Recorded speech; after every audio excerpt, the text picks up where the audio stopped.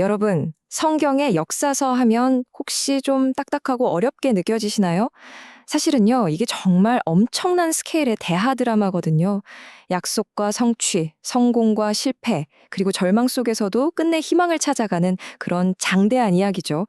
오늘 저와 함께 이스라엘이라는 한 민족이 어떻게 태어났고, 왕국을 이루었다가 무너지고, 또 어떻게 다시 회복되는지 그 여정을 한번 쭉 따라가 볼까 합니다.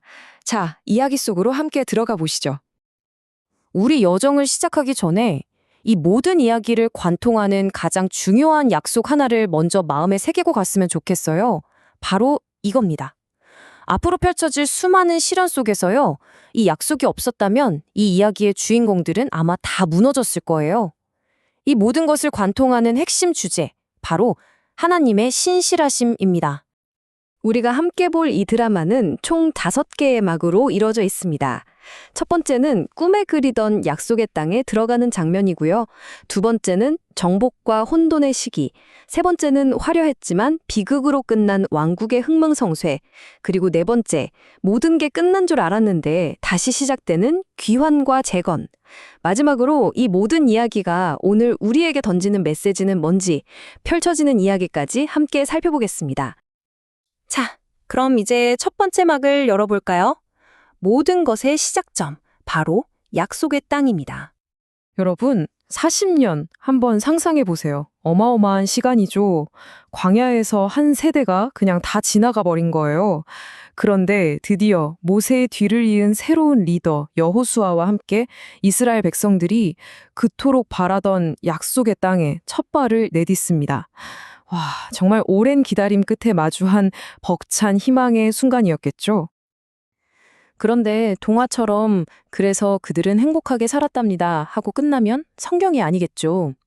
약속의 땅을 차지하고 거기서 살아가는 과정은요, 정말 하나님의 놀라운 승리와 인간의 처절한 실패가 계속해서 교차하는 그야말로 혼돈의 시간이었습니다. 첫 전투부터가 정말 성식을 파괴합니다. 그 단단하기로 유명한 여리고성을 무너뜨린 게 뭐 칼이나 창 같은 무기였을까요? 아니었어요. 그냥 침묵하면서 성 주위를 뱅뱅 돌라는 사실 좀 황당하게 들리는 명령에 순종했던 것뿐입니다. 이 사건이 딱 보여주는 거죠. 앞으로 모든 승리는 너희 힘으로 얻는 게 아니라 나를 믿는 믿음으로 얻게 될 거다라는 아주 강력한 상징인 셈입니다.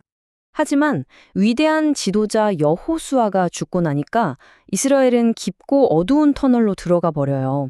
바로 사사시대라고 불리는 때인데요. 지금 화면에 보이는 이 패턴 있죠? 이게 무려 350년 동안 정말 지긋지긋하게 반복된 비극의 사이클입니다. 보세요. 하나님을 잊고 우상을 섬기면 어김없이 이웃나라들이 쳐들어와서 고통을 받아요. 너무 힘드니까 그제야 하나님 살려주세요 하고 부르짖죠. 그러면 하나님이 또 사사라는 구원자를 보내서 건져주십니다. 그런데 평화가 찾아오면 또다시 하나님을 잊어버려요. 이 끝없는 굴레가 바로 사사시대의 현실이었습니다. 자, 이 암흑기에도 하나님의 일하심은 멈추지 않았는데요.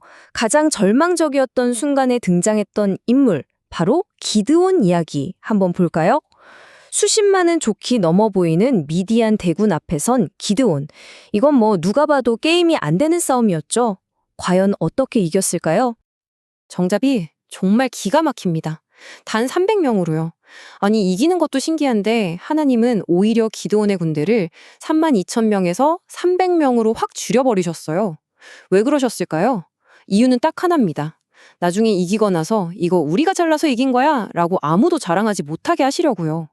세상에서 가장 약해 보이는 방법으로 가장 위대한 승리를 이루시는 것. 그게 바로 하나님의 방식이라는 걸 이 300이라는 숫자가 똑똑히 보여주고 있는 거죠. 계속 이렇게 혼란이 반복되니까 백성들도 지친 거예요. 그래서 결국에 이런 요구를 합니다. 우리도 다른 나라처럼 왕을 세워주세요. 좀 안정적으로 살고 싶습니다.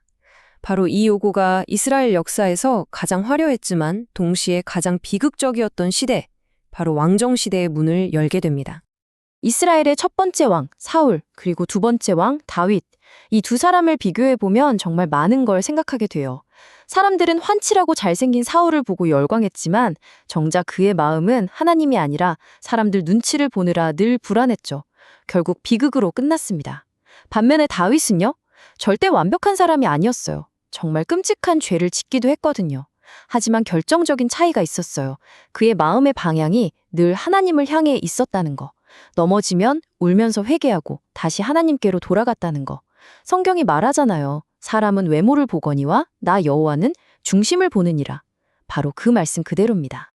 이 연대표를 보면 한 왕국의 흥망성쇠가 한눈에 들어옵니다. 다윗 왕을 지나서 아들 솔로몬 시대에 나라는 그야말로 최전성기를 누렸고 그 유명한 예루살렘 성전도 이때 지어졌죠. 하지만 그 영광은 오래가지 못했어요. 솔로몬이 타락하면서 나라는 남과 북으로 쫙 쪼개져 버립니다. 그리고 수백 년 동안 우상 숭배를 멈추지 않은 결과 결국 북이스라엘은 아시리아에, 남유다는 바빌로니아에 차례로 멸망당하고 백성들은 머나먼 타국에 포로로 끌려가는 신세가 되고 맙니다. 이제 정말 모든 게 끝난 것 같았습니다. 나라도 성전도 희망도 다 사라진 것만 같았죠. 그런데 70년이라는 포로 생활이 끝날 무렵 하나님의 약속대로 정말 소수의 사람들이 고향으로 돌아갈 기회를 얻게 됩니다. 폐허 위에서 시작되는 새로운 이야기의 서막이었죠. 이 재건의 시대에도 정말 위대한 리더들이 있었어요. 한 명은 제사장 에스라, 또 한 명은 페르시아 왕의 신임을 받던 고위 관료 느헤미야였습니다. 에스라는 잿더미가 된 백성들의 마음에 하나님의 말씀을 다시 심어주었고, 느헤미야는 주변의 온갖 방해에도 굴하지 않고 무너진 예루살렘 성벽을 다시 세우는 그야말로 불가능해 보였던 일을 해냅니다. 이들이 한 일은 단순히 벽돌 쌓고 건물 올리는 게 아니었어요. 이 네 가지 단계를 보면요, 한 공동체의 영혼을 되살리는 과정이었다는 걸 알 수 있습니다. 먼저 예배의 중심인 성전을 다시 짓고 삶의 기준이 되는 말씀을 회복하고 우리를 지켜줄 성벽을 세우고 마침내 하나님 안에서 흩어졌던 마음을 모아 다시 하나의 공동체로 바로 서는 것. 이게 바로 진짜 회복이었던 거죠. 자, 여호수아부터 느헤미야까지 정말 길고 긴 역사를 우리가 훑어봤는데요. 그렇다면 성경은 이 기나긴 이야기를 통해서 우리에게 궁극적으로 뭘 말하고 싶은 걸까요? 이 모든 사건들을 꿰뚫는 핵심 메시지는 과연 무엇일까요? 이 이야기의 핵심 교훈을 정리해보면 이렇습니다.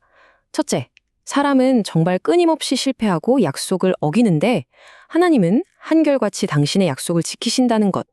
둘째, 죄를 지으면 반드시 고통이라는 대가가 따른다는 냉엄한 현실. 하지만 셋째, 그 모든 심판과 고통 너머에는 언제나 회복과 구원을 향한 하나님의 더 큰 계획이 있다는 희망의 메시지. 그리고 마지막으로 어쩌면 가장 중요한 건데요. 이 모든 게 그냥 옛날 이야기가 아니라 바로 우리의 이야기라는 겁니다. 바로 이 지점이 정말 중요합니다. 이스라엘 백성들이 그토록 원했던 가나안 땅에서의 안식은요, 사실 진짜 안식을 보여주는 하나의 그림자, 예고편 같은 거였어요. 이 땅의 이야기가 하늘의 이야기를 가리키고 있었던 거죠.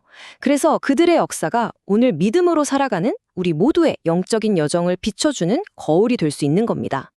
자, 이제 이야기를 마무리하면서 여러분께 이 질문을 한번 던져보고 싶습니다.